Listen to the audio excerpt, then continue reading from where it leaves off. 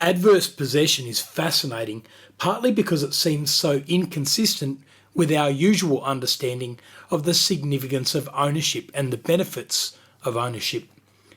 Adverse possession says that if you can occupy somebody else's land without them objecting for long enough, then the land becomes your land instead of their land.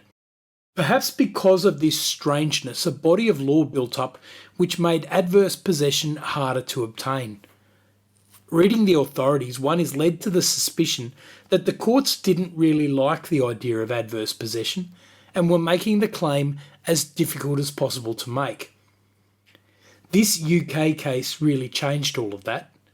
In early 1983, John Graham entered an agreement allowing him to farm certain land owned by J.A. Pye.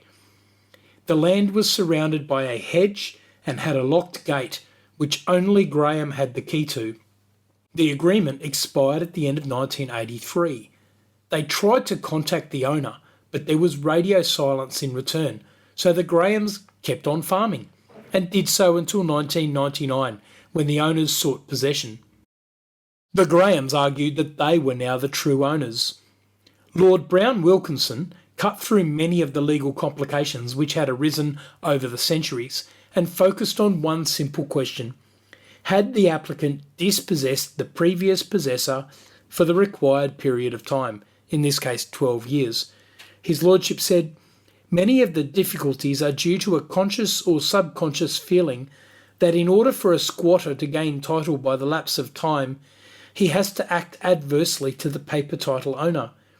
It is said that he has to oust the true owner in order to dispossess him, that he has to intend to exclude the whole world including the true owner, that the squatter's use of the land has to be inconsistent with any present or future use by the true owner. In my judgment, the question is simply whether the defendant squatter has dispossessed the paper owner by going into ordinary possession of the land for the requisite period without the consent of the owner." In this case, the Grahams had clearly been in possession of the land. As Lord Bingham of Cornhill said, they had acted honourably throughout.